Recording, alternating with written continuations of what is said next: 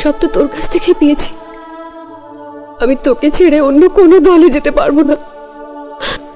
দে দে তাহলে আমাদের মাংসের বাটিতে দে, রাস্তার কুকুরটাকে দিয়ে আসি।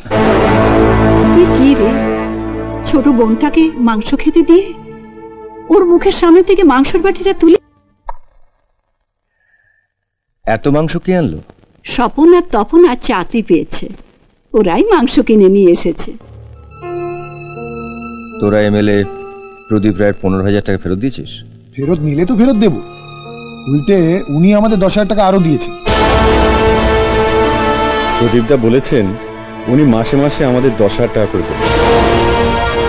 মাসে মাসে যে 10,000 টাকা দেবেন, তোরা কি কাজ করবি ওনার হয়ে? তা জেনে তুই কি করবি? আজ আমরা মাইনে পেয়ে প্রথম বাজার করব, তাই আজ তোকে মাংস দিই।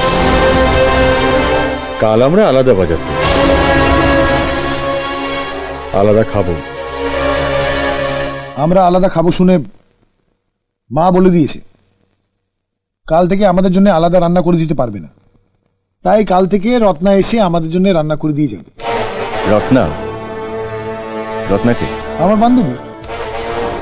ও এসে আমাদের বাড়িতে রান্না করবে কেন? নিজেকে ছাড়া তো কাউকে ভালোবাসলি না, তা বুঝবি কি করে যে রত্না কেন এসে আমাদের জন্য রান্না করে দিয়ে যাবে?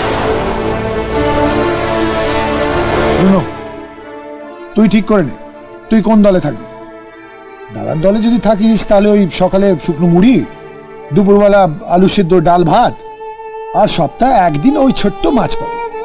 আর আমাদের দলে থাকলে স্বপন বলে দে। হ্যাঁ দেখ, আমাদের দলে থাকলে তুই ব্রেকফাস্টে পাবি পাউরুটি, কলা, ডিম সেদ্ধ, কোনো কোনো দিন অমলেটও পাবি। আর দুপুরে ধর এক এক দিন এক এক রকম মাছ, বড় বড় পিস, আর নানা রকম তরকারি ডাল, এসব তো আছেই। আর রাত্রেটা তুই বলবা?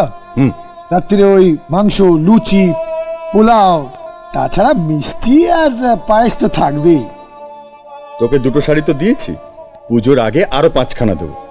হ্যাঁ, আর রত্নাকে নিউ মার্কেট পাঠিয়ে তোর জন্য স্নো পাউডার, লিপস্টিক, অবশ্য তুই ইচ্ছে করলে তুই নিজেই রত্নার সাথে যেতে পারিস, নিজের পছন্দের জিনিস নিজে কিনে আনবি। এত কি ভাবছিস রুনু? তোর বর্দা তো একটা সামান্য অটোওয়ালা, তার তো ক্ষমতা নেই তোকে অনেক কিছু কিনে দেওয়ার, ভালো মন্দ খাওয়ানোর। তুই বরং ওদের দিকেই চলে যা। আর তাছাড়া ওরাই তো তোর নিজের দাদা, আমি তো তোর আপন দাদা নই। আপন পর আমি বুঝি না বর্দা, ছোটবেলা থেকে তোকেই বর্দা বলে ডেকে এসেছি। জীবনের যা কিছু চাওয়া সব তো তোর কাছ থেকে পেয়েছি। আমি তোকে ছেড়ে অন্য কোনো দলে যেতে পারবো না। দে দে তাহলে আমাদের মাংসের বাটিতে দে, রাস্তার কুকুরটাকে দিয়ে আসি। তুই কি রে, ছোট বোনটাকে মাংস খেতে দিয়ে ওর মুখের সামনে থেকে মাংসের বাটিটা তুলে নিলি? কেন তুমি ওদের এসব কথা বলছো মা? ওরা টাকার জোরে আমাকে বর্দার কাছ থেকে সরিয়ে নিয়ে যেতে চাইছে। ওরা ভুলে গেছে বর্দা আমাদের জন্য কি কি করেছে। সব বেঈমানের দল। চুপ করো, চুপ কর।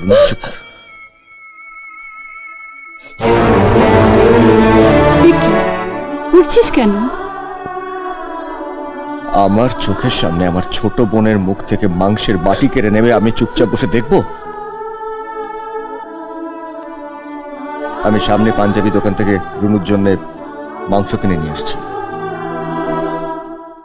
তোরা আমার পেটের ছেলে, তোদের আমি সাবধান করে দিচ্ছি।